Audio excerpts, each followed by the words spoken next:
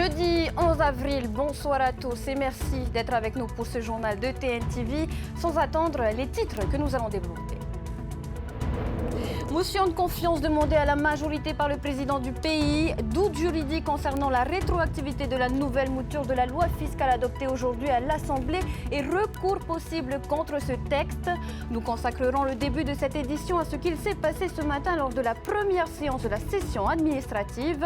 Nous aurons également au plateau le président du pays, Moetai Broderson, et l'invité de la rédaction. Nous recueillerons ses réactions dans quelques instants.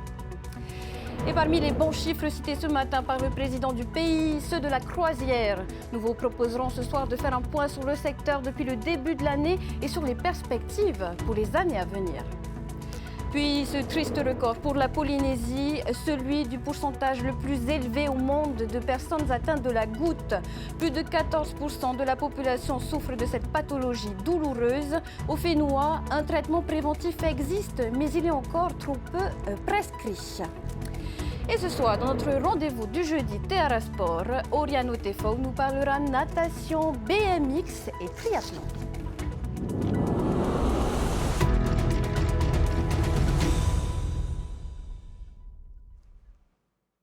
Surprenante séance ce matin pour l'ouverture de la session administrative à l'Assemblée. D'un côté, le président de l'institution qui s'impatiente face à l'absence de texte sur le pouvoir d'achat des Polynésiens et sur la réforme de la PSG. Et de l'autre, le président du pays qui fait taire les rumeurs de motion de défiance par un acte inattendu. Lord Philibert, Matai Horei et Mike Liral. Qui est favorable à une motion de confiance au gouvernement ? Une motion de confiance envers le gouvernement. C'est la réponse du président du pays aux rumeurs de motion de défiance et inquiétude de la majorité face aux mesures qui tardent à venir. Il ne se passe pas une semaine sans que quelqu'un vienne susurrer à mon oreille « il y a une motion de censure qui se prépare ». Tous les élus du Tavini Wirratira se sont levés pour manifester leur soutien, mais ce n'est pas un sentiment d'unité qui se dégageait de cette ouverture de session ce matin. Si pour le président de l'Assemblée, la grande majorité des engagements pris par l'institution ont été tenus, ce n'est pas le cas du côté de l'exécutif. Les enjeux de cherté de la vie, de pouvoir d'achat, ainsi que de rééquilibrage de notre système de protection sociale généralisé sont des slogans ou des leitmotivs qui résonnent encore bien dans l'esprit de la majorité des élus qui désiraient ardemment pouvoir se pencher sur des initiatives de textes destinés à répondre aux attentes de notre peuple. Message déjà reçu à plusieurs occasions. Plusieurs fois, comme pour s'en convaincre, le président du pays répète que tout ne va pas si mal. Je suis conscient du chemin qui reste à faire. Mais comme je l'ai dit lors de mon tout premier discours, il faut prendre le temps de la concertation. La motion de confiance ne semble pas avoir rassuré dans les rangs de l'opposition. Il demande, mais c'est unique, il demande à sa propre majorité de se lever pour lui dire qu'ils lui font confiance. Vous avez vu combien de temps ils ont mis pour se lever pour certains d'entre eux. Mais Moetai Broderson aurait pu envoyer un discours encourageant pour nous à l'Assemblée, mais surtout pour sa majorité. C'est totalement hypocrite cette motion. Je me suis cru à un moment à un conseil politique du Tarouéra, on s'entend, et même à l'Assemblée nationale avec le clan macroniste où on se lève tous, mais on n'en pense pas moins, puisque aujourd'hui je sais que des élus à Herea Porinetia sont appelés par Géros et par Oscar Temaru pour former un nouveau gouvernement. Signe que la confiance est bel et bien émoussée. Dans les tribunes, très peu de personnalités issues des forces vives du pays, hormis les deux leaders de la CSTPFO et du MEDEF, tous deux critiques envers le gouvernement. Pendant un an, ils ont réfléchi et maintenant, on va commencer à pouvoir travailler. Je pense que les chiffres qu'il a donnés, ce sont des chiffres d'espoir. Mais nous, l'espoir ne fait pas vivre pour l'instant. C'est en 2024 qu'il faut trouver un moyen de répondre à tous ceux qui ne peuvent pas payer leur tiers payant, donc ils n'ont pas accès aux soins, ceux qui n'ont pas accès au logement, ceux qui n'ont pas accès à pouvoir s'acheter des vêtements, ceux qui n'ont pas de revenus, etc., etc. Donc c'est la priorité des priorités. Près d'un an après son arrivée aux affaires du pays, le Tavini Wirratira prépare son bilan. La majorité se réunira en séminaire ce samedi à l'Intercontinental, officiellement pour évoquer les présidences de commission à l'Assemblée, mais la question des relations avec le gouvernement et l'Assemblée sera évoquée. Après les discours d'ouverture, penchons-nous sur le vote de la loi fiscale. Un texte quasi identique à celui qui avait été annulé en mars par le Conseil d'État. L'opposition estime que cette loi est d'autant plus fragile juridiquement qu'un principe de rétroactivité lui a été intégré.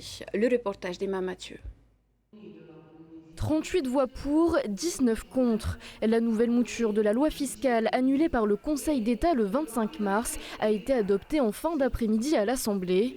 Presque pas de changement par rapport au premier texte adopté en fin d'année dernière, mais une nouveauté quand même, un principe de rétroactivité de l'application de la loi. Cet après-midi, nous allons aussi vous demander d'approuver une proposition d'application rétroactive de la loi du pays.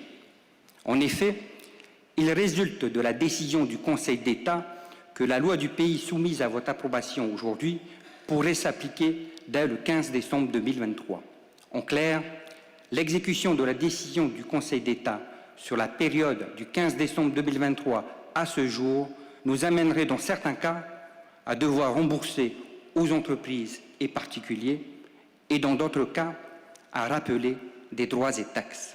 Cette disposition n'a pas manqué de faire bondir l'opposition. C'est réellement un dialogue de sourds parce qu'on a beau essayer d'ouvrir des fenêtres, essayer de discuter, de les mettre en garde, mais avec beaucoup de bienveillance. Mais en face de nous, on avait un mur, même dans le dédain, puisqu'ils ne prenaient même plus la peine de répondre à nos interventions.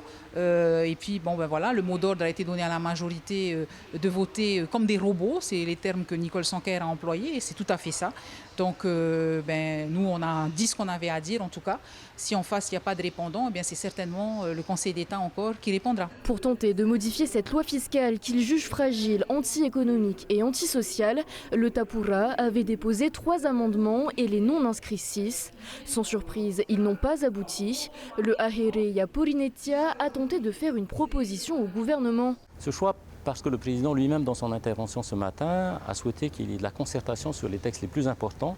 Ce texte est très important, il a fait l'objet d'opposition de tous les acteurs économiques et il n'y a pas eu de concertation. Et nous proposons de reporter son application au 1er janvier de l'année prochaine pour permettre justement de mettre en place un cycle de concertation avec tous les acteurs économiques et même la minorité politique à l'Assemblée pour essayer de trouver des solutions et faire en sorte que cette loi soit partagée. La crainte principale de l'opposition est que le texte conduise à un ralentissement, voire un déclin économique, faisant perdre au pays les recettes fiscales qu'il attendait. Une crainte partagée par certains acteurs économiques qui pourraient être les prochains à déposer un recours sur le fond contre cette loi fiscale, risquant à nouveau de la faire annuler par le Conseil d'État. Et pour poursuivre la discussion autour des débats à l'Assemblée, on accueille le président du pays, Moitaï Broderson. Bonsoir. Yorana. Alors c'est un acte fort que vous avez demandé ce matin avec une motion de confiance de la majorité. Est-ce que c'était prémédité? Non, pas du tout. Parce que la majorité n'était pas du tout au courant. Non. Alors en faisant cela, vous avez déclaré vouloir faire taire les rumeurs autour d'une motion de défiance. Vous-même étiez inquiet? Pas du tout. Moi, je suis pas inquiet depuis le jour J. Mais si vous voulez, à un moment donné, il faudrait que l'opposition et puis tous ceux qui gravitent autour fassent autre chose de leur vie que de colporter des rumeurs.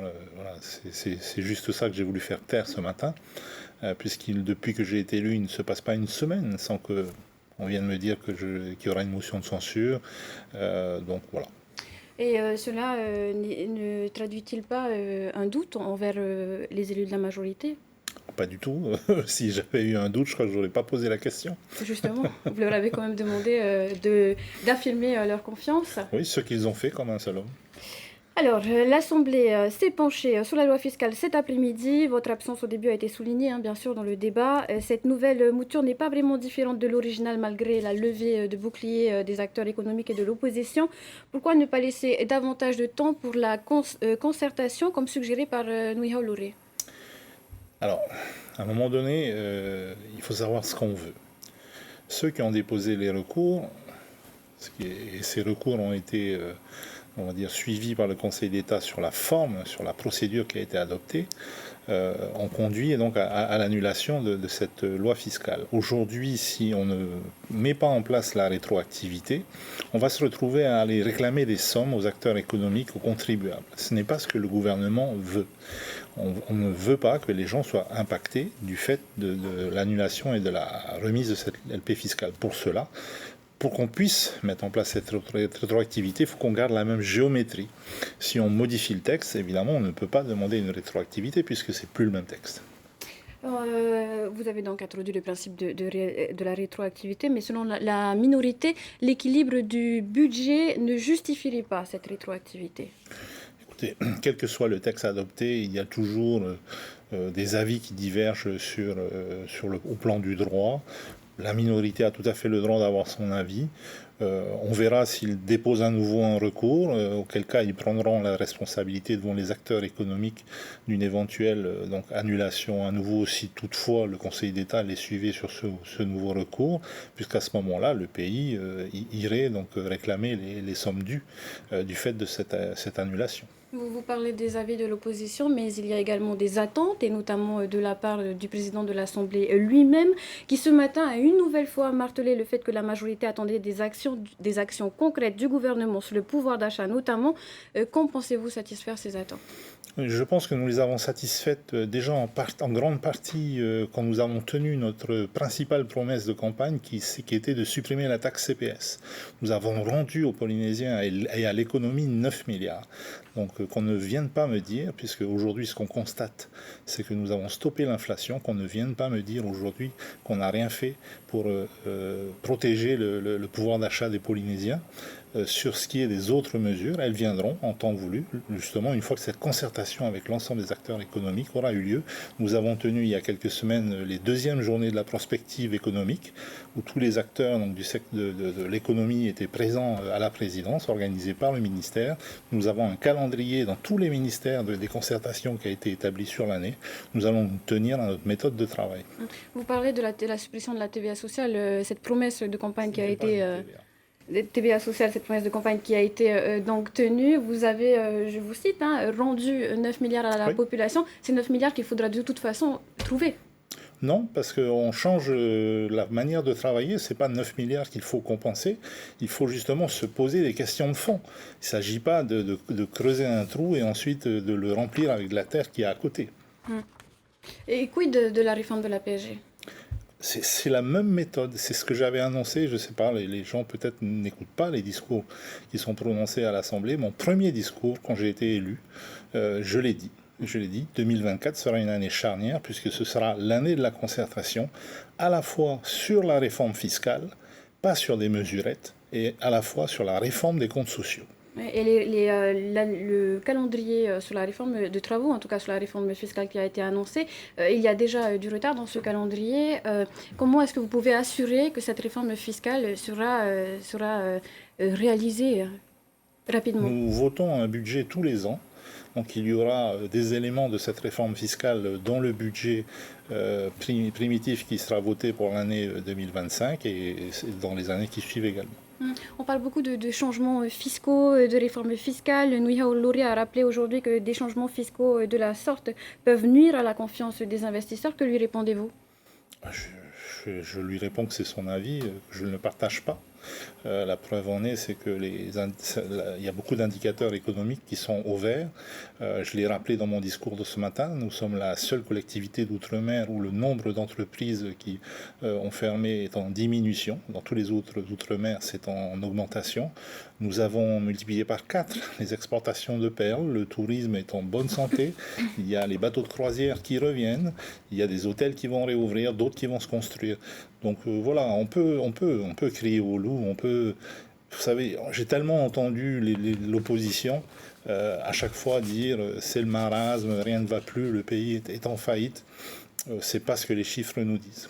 Ces chiffres, est-ce que vous pouvez vous les attribuer, en tout cas, ces bons chiffres, en tout cas, attribuer ça à votre action gouvernementale ? En partie. Il y a une partie qui est, on va dire, la queue de comète de l'équipe précédente. Ça, il ne faut pas non plus le cacher. Mais à ce moment-là, donc tout ce qui irait mal, ce serait nous. Et tout ce qui irait bien, ce ne serait pas nous. Sur le fond de cette loi fiscale, maintenant, le MEDEF a rappelé hier son désaccord. Allez-vous à l'avenir tenir compte de leurs observations, de leurs propositions et quand est-ce que vous allez les inviter ? Le MEDEF était invité et présent, je crois, aux journées de la prospective économique. Et pourtant, ils n'ont pas été entendus selon leurs propos. Alors, ils n'ont pas été entendus dans l'examen de la précédente loi fiscale. Ça s'est tenu en décembre, c'était l'an dernier. Depuis, nous les avons reçus, nous avons organisé ces journées de la prospective. Le nouveau président du MEDEF a été reçu par le ministre de l'économie, tout comme par exemple Nari Fojra, qui est un des représentants des concessionnaires automobiles, a été reçu suite aux inquiétudes qu'il a exprimées dans les médias par le ministre de l'économie. D'autres journées de prospective économique sont prévues. Il y a une réflexion qui est menée par l'Agence de développement économique avec l'ensemble des acteurs à laquelle le MEDEF participe. Cette concertation, elle a lieu. Mais pour l'heure, ces acteurs économiques doivent en tout cas se satisfaire de la loi fiscale adoptée aujourd'hui. Je le répète, nous ne pouvons pas changer la géométrie de cette loi fiscale si nous voulons pouvoir implémenter la rétroactivité. Président, merci pour tous ces éléments de réponse et d'avoir accepté notre invitation ce soir. Justement, le président Broderson qui a annoncé, qui rappelait ce matin à l'Assemblée les bons chiffres du secteur de la croisière. Comment se porte le secteur cette année et comment s'annoncent les suivantes? On fait le point avec Jessica Doucet. L'année 2024 démarre sur des chapeaux de roue dans le secteur du tourisme de croisière. Rien qu'au mois de janvier, 9 paquebots ont été accueillis à Pape-Été, soit 5300 croisiéristes. Et ce matin, le géant Quantum of the Seas est entré dans la rade avec 4900 passagers. Cette manne profite aux acteurs du secteur, toujours présents sur le débarcadère. On a besoin des bateaux qui viennent ici pour venir voir nos articles, tout, et ils achètent. Mais pas des gros articles, des petits articles, oui. Au fait, déjà, on n'est pas suffisant déjà pour satisfaire la clientèle. 4900 personnes, il en manque quand même des prestataires pour les servir. Le jour où on a des bateaux de croisière, aussi bien sur l'île de Bora, aussi l'île de Montréal ou sur l'île de Tahiti, il faut que tous les prestataires vivent au rythme des arrivées de bateaux de croisière. Plus de 200 paquebots, soit 1350 touchés, sont déjà au prévisionnel de 2024. Cela représenterait 44 679 croisiéristes et autant d'excursionnistes attendus. Et selon le Tahiti Cruise Club, qui vient de participer à Miami au plus grand salon mondial de la croisière, 2 compagnies ont décidé de déployer 2 nouveaux navires dans nos eaux dès 2026. En nombre d'escales par an, Tahiti dépasse désormais la Nouvelle-Zélande et l'Australie. Mais ce tourisme ne se fera pas à n'importe quel prix. Bora Bora a choisi depuis 2022 d'interdire des paquebots de plus de 1200 passagers pour préserver son lagon. Quant au Tahiti Cruise Club, il préfère miser sur le qualitatif plutôt que le quantitatif. Et donc l'idée, c'est de travailler avec les compagnies de manière beaucoup plus intégrée sur des projets sociaux, sur des projets inclusifs, sur des projets de durabilité pour la destination, de l'intégrer dans l'expérience de ces compagnies de croisière et donc de nouer des liens encore plus forts avec chacune d'entre elles. Pour absorber le flux important de voyageurs, les îles doivent se préparer. Elles sont 37 aujourd'hui à pouvoir les accueillir. Elles n'étaient que 12 il y a 15 ans. Donc c'est pour ça qu'on favorise beaucoup ce qu'on appelle les croisières en tête de ligne, où les gens embarquent ici, ils arrivent par avion, ils embarquent à Pape-Été, ils font le tour. Parce qu'on sait que chaque semaine, dans chacune de ces îles qui sont programmées, il va y avoir un petit apport économique. Ça va faire travailler tel prestataire, tel club de plongée, tel transporteur terrestre ou maritime. Tel commerçant également, et donc ça renforce petit à petit l'attractivité de l'île, donc du coup on peut y ouvrir un hébergement touristique plus facilement, et hop, on crée une dynamique positive de développement, et on contribue comme ça au maintien des populations dans leurs îles d'origine. C'est vraiment l'objectif pour nous de ce développement de la croisière. Selon le Tahiti Cruise Club, notre destination a été citée à Miami comme exemple de destination tendance pour les 3 prochaines années. Parlons santé à présent avec ce triste record détenu par la Polynésie, celui du plus haut pourcentage au nombre de patients atteints de la goutte, 14% et demi, 16 fois plus que dans l'Hexagone. Ces patients sont trop souvent soignés après leur crise. Un traitement de fond préventif existe pourtant, mais il est encore trop peu prescrit. Thomas Chabrol. Edgar souffrait de crises de goutte chaque mois. À 50 ans, il a enfin trouvé un traitement après une hospitalisation l'an dernier. Ce traitement de fond lui évite les crises et des douleurs très fortes dans les articulations. Il prend chaque jour ce médicament peu onéreux, l'allopurinol. Dans son cas, la maladie est principalement d'ordre génétique. J'ai vraiment compris que c'était vraiment ma maladie, quoi. Enfin, la goutte. Ça, avant, on ne prenait pas vraiment au sérieux, même au niveau, comment dire, des RAO. On te disait de prendre et tout, mais c'était juste pour pouvoir éviter d'avoir des douleurs. Mais maintenant, c'est un traitement de fond. Enfin, avoir des douleurs tout le temps, c'est pas évident, quoi. Hein. Enfin, c'est pas une mode de vie. La population polynésienne est la plus touchée par cette maladie génétique. Une étude vient d'être publiée dans le Lancet Global Health. Elle souligne l'impact de la goutte, avec près d'1 Polynésien sur 5 touchés. Ce médecin milite pour une meilleure prise en charge avec ce traitement, trop peu prescrit. Seul un patient sur 3 en bénéficie. Il y a la peur d'un effet indésirable qui est grave, mais qui est exceptionnel, rarissime. Et probablement aussi lié au fait que lors de l'introduction de ce médicament ou de son augmentation de posologie, ça peut déclencher des crises, donc ça peut donner faussement l'illusion que c'est un médicament qui empire la maladie, alors qu'au contraire, il y a énormément d'études qui montrent, autant à l'international qu'en métropole et qu'en Polynésie d'ailleurs, qu'il est mal ou pas du tout utilisé. Donc c'est un peu dommage parce que c'est un médicament qui soulage les patients. Les patients souffrent souvent d'autres pathologies comme le diabète. Et comme la goutte reste associée à une consommation excessive d'alcool et de nourriture, certains patients n'imaginent pas l'importance de l'hérédité et ne consultent pas. Paradoxe, dans la région du monde où la goutte est une maladie très répandue, elle est mal connue et peu traitée. Et puisqu'on est jeudi, vous l'attendez certainement. Tout de suite, Terra Sport.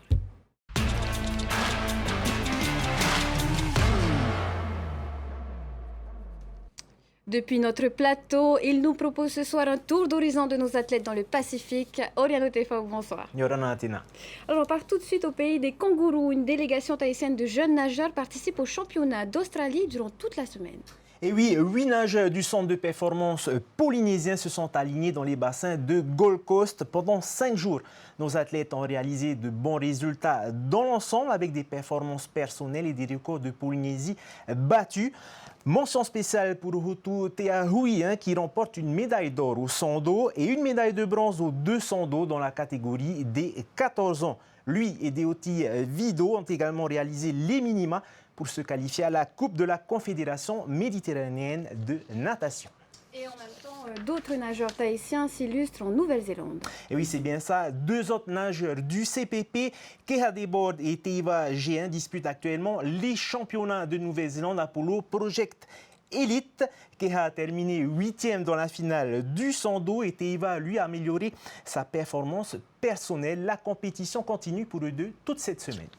On reste au pays du long nuage blanc, mais on parle BMX, cette fois avec un focus sur l'équipe Riding Team Tahiti composée de 6 athlètes et un accompagnateur. Et oui, ils étaient en Nouvelle-Zélande pendant 12 jours. Objectif pour eux, se préparer pour les championnats du monde pour les disputer le mois prochain aux États-Unis. Nos riders ont pu s'entraîner sur 7 pistes situées dans différentes villes de Nouvelle-Zélande. Ils se sont aussi engagés dans 2 compétitions, la Te Aroha Meeting et la Paeroa BMX Race. Sur ces 2 rendez-vous, les plus jeunes ont récolté 7 médailles en tout, 5 en or, 1 en argent et 1 en bronze. Un petit clin d'œil pour 3 de nos petits riders âgés de 8 à 10 ans, Kalani Heinoa Elm et Bruce Gobré, qui sont restés sur place et participeront dès demain à la Mountain Riders à Auckland, une course qui attend plus de 450 compétiteurs. Fight les enfants pour ce week-end.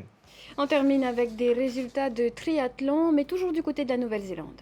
Et oui, félicitations aussi aux 2 pensionnaires du club de Mararatri, Heimanu Bouzire et Pohapere, qui sont allés jusqu'au bout de la Xterra full distance de Rotorua le week-end dernier. Heimanu est parvenu à se hisser à la 15e place au scratch amateur et il s'offre la 2e place dans sa catégorie d'âge, Athéna. Merci Oriano Tefao, on se donne rendez-vous.